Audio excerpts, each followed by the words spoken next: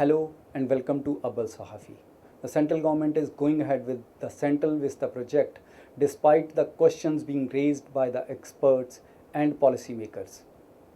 There are issues about environment, heritage, and law, and the institutions which are supposed to be associated with urban planning. While the government is going ahead with the projects, it seems inevitable that the project is going to be on ground in the coming days. What is the relevance of all those arguments which activists and experts are making? Today we have Professor Priyalin Singh to talk about the issues. Professor Priyalin teaches in the School of Planning and Architecture, New Delhi. Professor Priyalin, you are welcome. Is it still relevant to talk about the project? I think it is relevant to talk about the project because it is, it's I think for the first time that now people are talking about a public space as heritage, as and the consciousness of heritage is also coming, that people are realizing that their spaces which are heritage are being taken away from them. So I think all forms of protest or all forms of resistance, I think, have a relevance, however small or however big they are. So to that an extent, yes, it is relevant to talk about it even today. There are multiple issues. One of the issue is environment, then the issue of public property, then there are other issues like heritage and what kind of precedent it is creating. Let's talk about those issues one by one. See, the first and foremost issue, and I think that's what we are seeing in all realms of life today, is the undermining of institutions and undermining of processes. And the Central Vista project is also no different. Right from the way that it was first conceptualized, where there were no space, there was no audit done of any kind to even come to the conclusion that a project of this kind is needed. Because today now, increasingly in city planning, people are talking about decongesting the city and talking about peripheral developments, talking about satellite development, so to just decongest the city, and which is very relevant in the case of Delhi also, because Delhi is now just choked with traffic, choked with because of the services, and so there should have been actually first an audit done. Is the project really needed? And if it was needed, why did it have to be right here in the heart of Delhi? Why could it not have been sited elsewhere outside of Delhi? And so that's, well, there has been no transparency on that as to where this project has emerged from. And then in the process of, right from the selection of the architect and then in getting sanctions and getting permissions for the project, no processes have been followed. For example, the NDMC, which really looks after the whole, the land belongs to NDMC, so or is under their jurisdiction of the NDMC. They have been completely bypassed, and instead institutions like DDA have taken over, and they also have taken over in a way, in a manner that to just give a clean chit to the project, to make it easy for the project to happen, flouting all norms of, flouting their own master plan, because the master plan is made by the DDA, the Delhi Development Authority, and they go about this. A certain land use was designated for the area around the Parliament House, and it's 100 acres, it's not 1 or 2 acres. The land use has just changed from public, semi-public to enable the new Parliament House building to come up. And here I'd just like to quote, another senior professor who's a very respected figure in city planning, and he used the words that the government has actually stolen the land from the public. So what was essentially meant to be a public use is now going to be this, for just the parliament. But when it is parliament, and the building is to be used by ministries and other governmental departments, so it is still public use. But it's not a public open space. So that's what So it will not be happening. accessible to people. So it will not be. A Parliament House will, I mean, how many of us can actually enter the Parliament House? It's not. And plus, it's the open space. It's a green open space, which if it is designated as a green open space, how can you just change the land use and start building But on when it? you talk about that it could have been located somewhere else, it means some either the open space or it is the built structure which is to be removed for this kind of Yes, project. it's the location that I think is extremely important, and then also the fact that this is a heritage site. This is a heritage precinct. It's a grade 1 heritage structure, a heritage precinct, I would say. And within that, now you're going to make all these changes and just transform the area completely, and transform it at the expense of the people. Because we all know that the India Gate was, it has a long history. It was an imperial space once upon a time. When it was first conceptualized in 1911 as part of the planning of New Delhi, it was an imperial space. It was called the Kingsway, actually. But then post independence, the people of India reclaimed it as a democratic space. So that transformation happened. And slowly now, and it was a site of public protest. We know that in the 60s, 70s, 80s, till very recently, it's only I think in the 2000 or later, that as a protest site, the Jantar Mantar area was designated as a new protest site. So slowly, actually, the transformation has been happening, but has been happening. See, change is inevitable. Change has to happen, but it's the kind of changes that we need to question, because if it's an anti-people kind of a change, then we need to question. And here already now a large chunk of the area around India Gate was taken up by the War Memorial. Now again you will say that the War Memorial is actually, it's a public space and people can go in there, but it's a very different kind of a public use now. It has its own sanctity, it has its own sort of sanitized look in a way. Anybody can't just go in eating their ice cream, popcorn, and so it's a people's space which has been appropriated. And however much the government might say that it's going to continue to be the same, it's not going to be the same, because once all these offices come up, once the Prime Minister's residence comes up there, it's going to be a high security zone. You won't be able to freely move in and out the way one could till the project. I think that is default understanding, that if Prime Minister is going to move there, it is going to be high security zone. Yes. But I'll just take you back into the history. When this area was designed, the city was designed in early 20th century. So it was to show or display the might of empire. And then after 1947, the people reclaimed it or subverted the space. It became a protest site, and later on it became a picnic spot. And the protest site moved away from this. So do you think that it is a reclamation of older style where it is going to display might of another government? Yes, definitely. But this is now, we also have to remember that we are now in the 21st century. We are hopefully, we all imagine that we are in a more evolved state of existence, evolved state of mind, where we are not talking about autocracy, we are not talking about emperors ruling over, like in Delhi, has always been the capital since the 10th century AD, and you had the Tughlaqs come, you had before that the Khiljis were there, the Tughlaqs came, and then Shah Jahan made his new city, Shah Jahanabad, which is present day Old Delhi.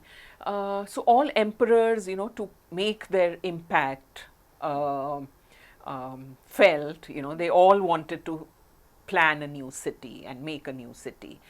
But that was, it was another. So It was do a you feudal think- age. It was. So now we think we are, in a more, like I said, a democratic space. So that kind of a mindset. And mind you, here I just like to point out that the for example, Shah Jahan also, he didn't destroy the rest of Delhi to uh, and build his city over it. He chose a new site and built a city over there. But here you're actually the mindset of leaving your impression for posterity on a landscape in a democratic country. It sort of doesn't. But whosoever redesigned it or designed the city, there was an underlined desire to create monumental building or to create a kind of impact for posterity that I should be or my time should be known for this kind. Do you think that the old desire is re-emerging here in a different form? Yes, definitely. Definitely, like coming back to the old question of, when I just digressed a little, where we are talking about all the institutions getting subverted, just to sort of make a statement by one individual. The Heritage Conservation Committee, which is just full of bureaucrats and has 2-3 professionals, that also just signs without any serious discussion, debate on what this project is going to do to heritage. So as a result, the project just gets a clean chit from the HCC, the Heritage Conservation Committee. It gets a clean chit from DUAC, which is the Delhi Urban Arts Commission. I mean, so there is no public consultation or project of this scale, this magnitude. It's just sort of being rammed down the throat of people of Delhi, people of India. And just to draw your attention to, that how are projects, especially in heritage areas, handled in the West. In Europe, in England, for example, there, even if a house which is listed as heritage, and you need to make changes to it, there is a whole process, and part of that process is public consultation, in the sense that once all the committees and everything, the council gives a go ahead to the project, then the plan is put up outside the house, and the passers-by, the neighbors, the neighborhood can see it, and if any of them feel that it's counter to the quality of life in the neighborhood, they can file an application. I mean, I'm talking for just one house. Here you are just going to change the whole landscape of a whole, the heart of Delhi. No public consultation at all, no professional consultation at all. With your peer group people, or with the wider public also. So the lack of transparency, that it's written all over the project. So, in a way, the history is repeating itself at the same site. After 1947, people reclaimed and subverted the whole purpose of the area. Now, again, it is Yes. being subverted by the government. Yes. So, Yeah. you have spelled out how the institutions have been bypassed and there is no public consultation on the issue. And you work in the area of conservation, and then garden is one of the area where you work, and you are a conservation architect. So, what are the other issues associated with heritage which are of importance now? See, I just, one would maybe like to define heritage now, in that heritage is not just a building, it's not just buildings, heritage is open spaces, heritage is, it is artifacts, there's a whole range of, things that The comprise lifestyle heritage. of the space There's the lifestyle of and everyday life. Yes, everyday life. It's how people use a space. It's people's associations with the space. So that's one thing, and which this project is actually going to completely subvert, or is going to completely change or transform. So the association of the people with this whole central vista. Um, that is one point. And then the other point is, again, people confuse that, okay, heritage conservation is anti-development. No, conservation is actually a very progressive concept. Conservation means it's an alternate model of development which says let's develop, but let's develop in a way that's more sensitive to the socio-cultural beliefs of the people, who've been Existing structures, whether they are social structures or it is lifestyle or it is even the building. Yes, yes. So it's changing, but changing to an extent which helps the whole. So it is more like evolutions. Yes, yes, exactly. It needs to evolve. It doesn't need to degrade, go back or become a regressive kind of a thing, and a very anti-people thing. That I just feel that the people are just going to be completely. We are losing out on this huge open space. Professor Pirelin, I was reading in an article where one of the issue discussed was heritage and how it is going to change the whole area, and the government has responded to that they are not going to change some of the buildings, but then the issue was raised that it is an issue of heritage skyline. What does that mean? See, heritage skyline means, what kind of a, literally translated, it means what is going the to be view the or view, the site. yeah, what is going to be the view, what is going to be the visual experience within the space. And here again, there's been a complete changing of the bylaws or the rules and regulations, because the bylaw in this area, like, designates a particular FAR, which is the floor area ratio, and which actually controls the height within the buildings, that you can't suddenly have skyscrapers coming up in a plot which has a certain plot area to a height ratio.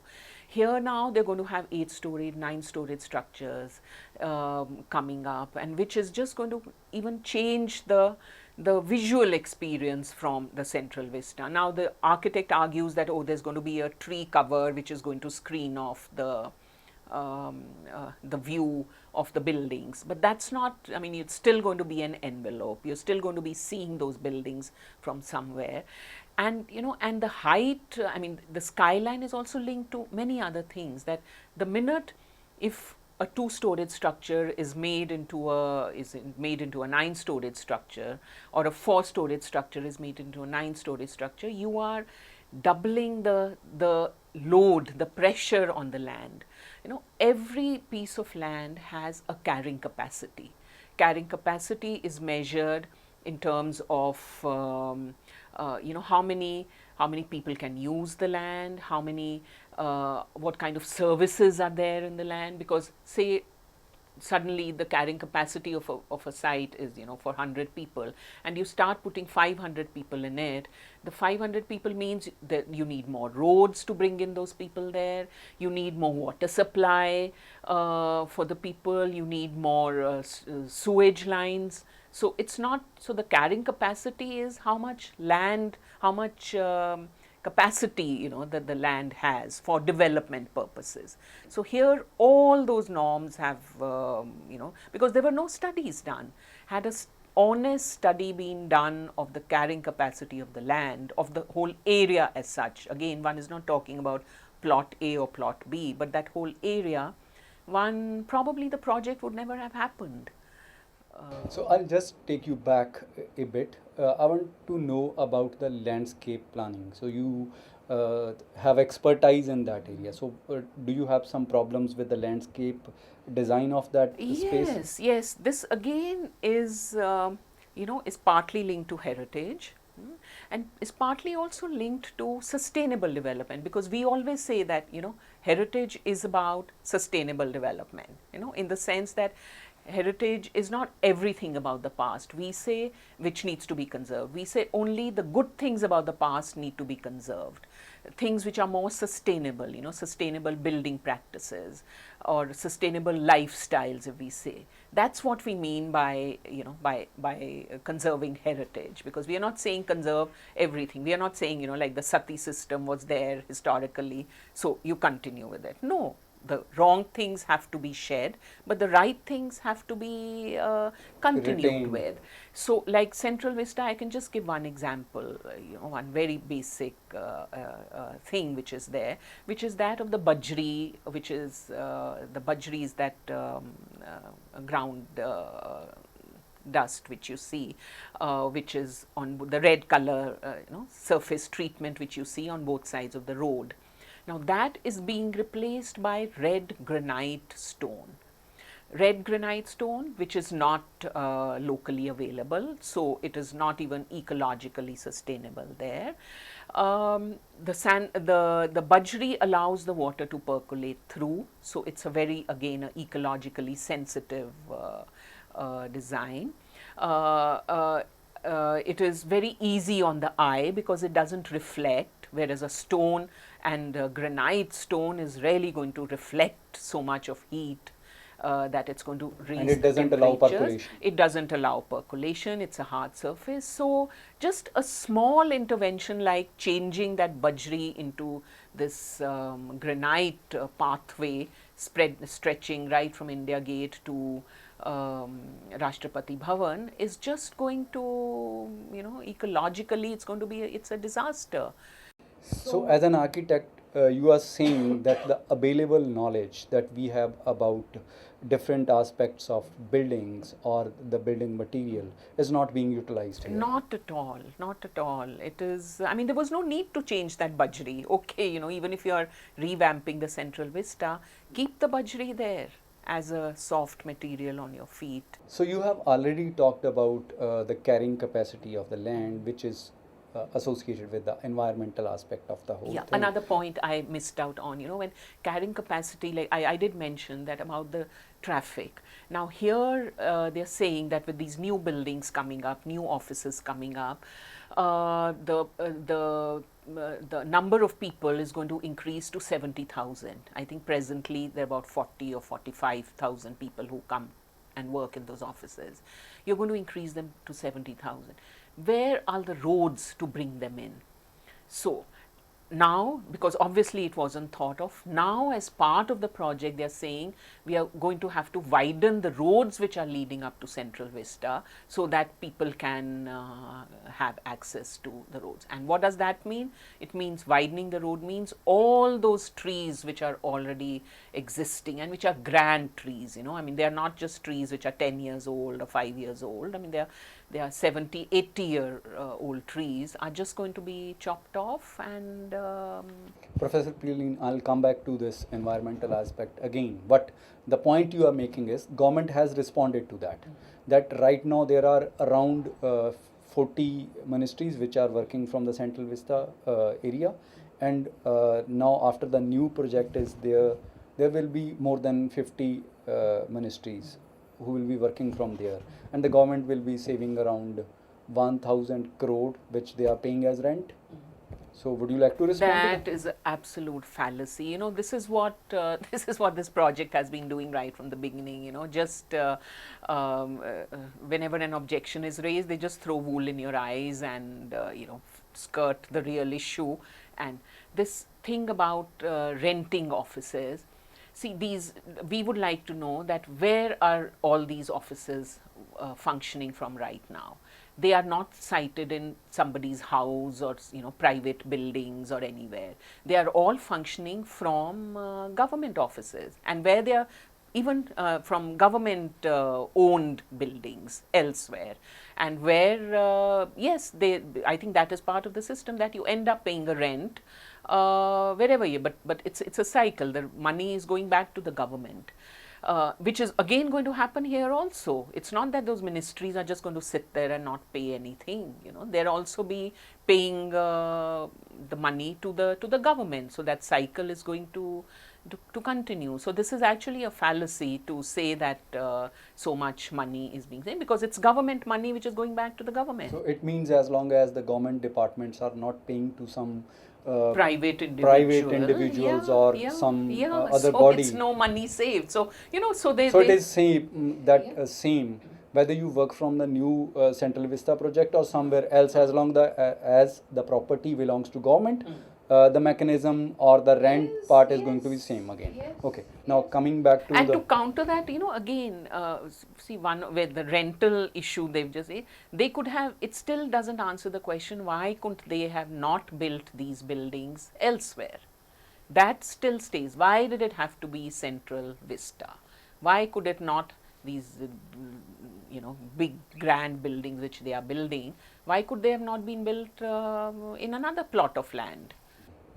So you were talking about environmental issues. What kind of environmental issues are there which you have not talked about? See, environmental issues starting from, we all know, I mean, we've grown up in Delhi as all the time knowing that the Central Vista is the green lung. It's the lung of the city. And it has increasingly become more and more relevant as the lung of the city, as you know, over the last decades, the way the city is growing. This is the only place where you get, I mean, relatively, you know, you'll get clean air because of the presence of so many trees. In fact, in India, it is perhaps in terms of tree density, it has the highest tree density in an urban area in the whole of India. And what is this project doing? You know, while, okay, now again, we keep hearing about so many jamun trees are going to go, but so many only 27 jamun trees are going to go. But we still don't know how many trees are going to go when the buildings come up. We only keep talking about that central green space, because in the process of these buildings, which all look similar, you know, the square blocks which are coming up, 4 blocks on either side of the Central Vista, they are treating the land as just a clean slate, as if no trees exist there. All those trees are going to disappear, and once these road widening happens, all those trees are going to disappear. So there's going to be a huge environmental cost which Delhi is going to pay. There are going to be 3 basements to each of these buildings. So once those 3 basements come up, what's going to happen to the water table? We have no idea. Once those roads are widened, the traffic that's going to come in, the pollution that's going to cause, we have no idea. So if an honest environment, and here I emphasize the word, an honest environmental impact assessment had been done, again probably the project would have been shelved, because the environmental cost is so much, you know. And even things like the amount of debris this project is going to generate, because like I said, you're going 3 floors down. So where is all that earth, where is all that debris which you're demolishing, all those buildings, the old bhavans, which fine, some of them I believe, yes, needed to go and be replaced by better architecture, but where is the debris going to be put? And then we suddenly read in the newspaper one day that the debris is all being dumped on the banks of the river Yamuna. So the project is not just contained, you know, within that, you know, the 100 acres is only the Parliament House building. You know, but it's the overall, you know, it's going to spill out over and like the river Yamuna now, you know, you're just dumping the debris. So it is spilling out in multiple ways. One Yes. is that you need wider roads, so you are going to create another infrastructure, and then you are going to cut trees, more trees, and then the debris which is going to. Then the water table, you know, the water table is going to deplete. And so all these are issues, you know, which should have been thought of before. Professor Priyalin, you were part of an event where the official architect of this project, Mr. Bimal Patel, made a presentation. So what were the issues which remained unanswered over there? See, this presentation, there were 2 presentations made. One presentation was made, you know, before the work on site had started, but the plans had been made, and so the architect was sharing the design. I mean, I put the design within quotes, and this was a presentation made to ISOLA, which is the Indian Society of Landscape Architects, and IUDI, Institute for Urban Designers, India. The presentation was made, and one thing which just struck us was, at that point in time there was no talk of landscape at all. So a project of this kind, you know, where landscape should have been the starting point of the project, that let us map the trees, let us see what the environment is, the environmental qualities, and then we design the buildings. Here it was the inverse. So the happening. building designs The building were there. design was made, and then and at that meeting the architect was looking for a landscape architect, you know, to just sort of come as an add-on, as an embellishment, and so which is a complete you know, travesty in terms of design. So that, and at that point in time, yes, many suggestions were made. In fact, because the project hadn't started on ground, and we had said, please do an environmental impact assessment, please do a heritage impact assessment. And so these were the concerns, and many other concerns were flagged. But obviously, you know, nothing was listened to. The project just started and went on, and then suddenly one day, you know, again we hear, because there was a lot of hue and cry that professionals are not being consulted, and then another news item appears, oh, that the presentations have been made to these two professional bodies, and their views have been taken. But obviously, you know, on the ground, nothing's changed. So these two professional bodies in a way became alibis, you know, to justify the project, that consultations have happened. And once a landscape architect had come on board, another presentation, I wouldn't call it a consultation, another presentation was made again to the ISOLA, the landscape architects, where again all these issues which I'm talking about, the granite, use of granite, use of you know, the amount of hard surfaces which are increasing, which are going to destroy the, again, percolation, and the design of the channels, you know, because they were redesigning. Now you're going to have many bridges over these two water channels which extend all the way. So all these concerns were flagged, but now when the project is executed, now it's almost you know, they're going to I think reveal a short stretch very soon.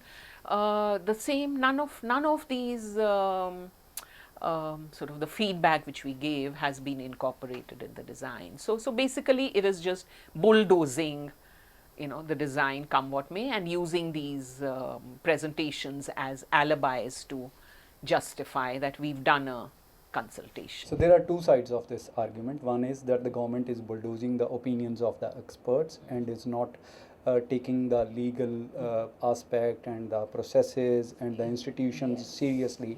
The other side is, which many of the government representatives have spoken about, is that whosoever is objecting to the project, it is the politics which they are coming from. Do you think whatever you are saying is political? Yes, whatever I'm saying is political, because I firmly believe that politics is a way of life. You know, every act we do, everything we say is political. You know, even the people who say we are apolitical are actually taking a political stance by saying, okay, we are going to keep quiet, we are not going to say anything. You know, that's also a political stance, which means you are in a way supporting the project. You know, so this argument about, you know, there being politics in it, yes, there's politics in everything, in our daily actions. You know, politics is so part you don't of it. consider it an accusation? So I don't consider it an accusation, but I want to just elaborate on that. You know, when we talk about it's a political act, I think we need to talk about what is the nature of politics. You know, are we pro people or are we anti people? That's the question that we should be raising. That is the project pro people, is the project anti people? And then let's have a debate and let's have a discussion. But to just dismiss it that the people who are criticizing it are political, yes, I mean, just like you're planning a project is also political. The fact that you are choosing Central Vista, to do your whatever makeover or transform, that's also a political act. So it's like I said, it's the kind of politics you practice uh, which needs to be discussed and debated, and not just be dismissive by saying that that's politics, so you know let's leave it. Many of your peers who have written in newspapers and magazines or online portals, one of the argument they make is that this is authoritarianism, the way government is going ahead with the project. So would you like to elaborate? Yes, this is like I said, right from the way it was conceptualized, like a project like this, why could there not have been a competition, a national, international competition? Get the best ideas. I mean, if you want to revamp, if you, whatever you want to do, conserve the area, I mean, just there should have been an international competition, getting the best minds, the best ideas together, and then the project could have evolved that way. But here, like this select few, 5 or 6 select architects being like a closed competition, and then of course the way, like I've told you, the way the processes, that complete undermining of institutions, complete it's nothing short of authoritarian. So it is. I mean, it's written all over the project. So I have read it in newspapers that somebody comparing the architect Bimal Patel to Hitler's architect Mr. Speer. So do you think that it is a relevant kind of comparison, or it is just hyperbolic or overextended? No, it is. I mean, I would just let me not give it as a yes or a no answer there. I would just qualify it in another way. That let's see what happened in another project done by the same architect for the same client, which was the Sabarmati riverfront development, which again hundreds of families were displaced to just beautify the riverfront, and there is a class angle to this also. That you are sort of making this boulevard for the rich and the, to sort of just walk around, and you are displacing the poor people who are there, and since talking about this class angle, I think this class angle is visible even in the central vista, where there are these very specific vendor zones put. One of the beauty, the charm of India Gate, when you go today, is that, you have the ice cream seller just there. I mean, you have the informal sector everywhere, the channewala selling, the channa somewhere. The government is saying that it is chaotic. So now they call, yes. So they are saying we want a sanitized look. And they are seeing the informal sector as chaos. They are equating the informal sector to chaos. That this is very chaotic. Let's tidy up the place. So let's, so this whole idea of everything looking like Singapore. Let's make this Singapore. And in fact, now that I'm raising this point, like in the first presentation that was made to IUDI and Isola, the architect actually showed some images of Singapore, and saying that this is what we want the place to become. So it's so this kind of a mindset. Another, coming back to this same authoritarian, when you said whether can we compare it to Hitler's architect, a similar approach has been adopted even in Varanasi, again by the same architect for the same client, that the area around the Vishwanath temple, hundreds of homes, buildings, people who had been staying there for over 100 years, completely demolished, razed to the ground to make way for this very, within quotes I say, they think it's very beautiful, beautiful sanitized landscape around the Vishwanath temple. So that that whole approach, to design, that just raise everything and then let's start afresh, is visible in Central Vista also. Professor Priyaleen, we have seen that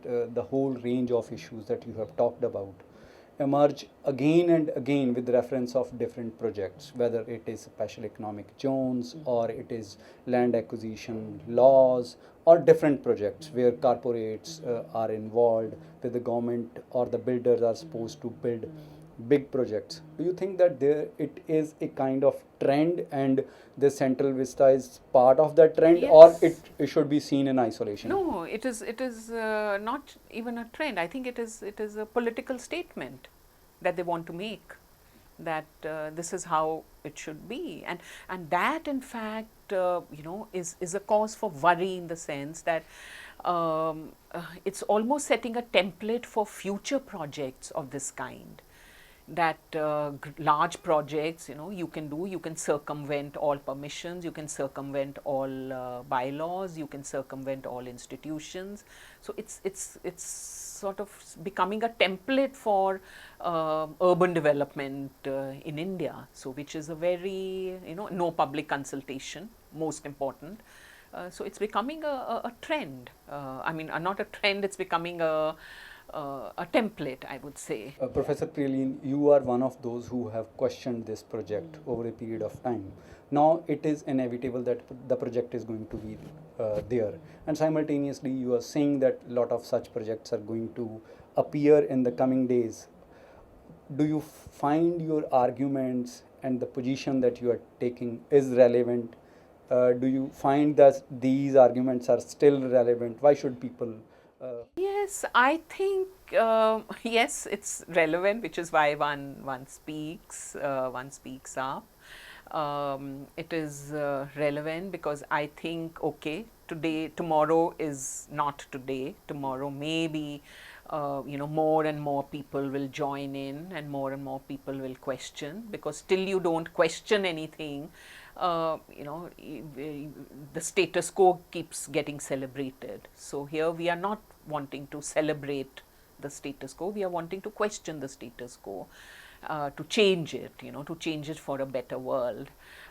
We are questioning it because of the environmental impact, the climate change that's happening. So whether do projects like this actually go hand in hand with the concerns about environment and climate change, or are they, you say one thing in a international forum, you're concerned about climate change, but then you don't follow it up with actions on the ground. So one has to question this these various things, and I think people, I mean, I see actually this project, the one positive thing which I feel this project has certainly done, and here I'm talking about my architectural fraternity, that this is the first time that architects have gotten together and are raising their voices against against what they see as wrong urban development. Because till recently, I mean, everybody was just flowing along and everybody was busy in their practices, personal things. So suddenly, I feel from technocrats, they have become political. So to that an extent, yes, and not just architects. I think the other thing which is the good thing it has done is, it has, yes, like I mentioned, in the beginning, that they are talking about heritage now. I mean, heritage has come on the agenda of people. People are concerned about their public spaces. So because it's not just the architects who are questioning the project, we have journalists, we have ordinary people also questioning it. People who maybe don't understand the nuances of design, but can certainly sense that that there's something wrong with the project. Professor Priyaleen, thank you very much. Professor Priyaleen has expressed her opinions about the Central Vista projects. The arguments she is making is not just relevant with reference of the Central Vista project. They are going to be relevant with reference of future developmental projects. They are relevant for a citizenry which need to be informed. Thank you very much for being with us.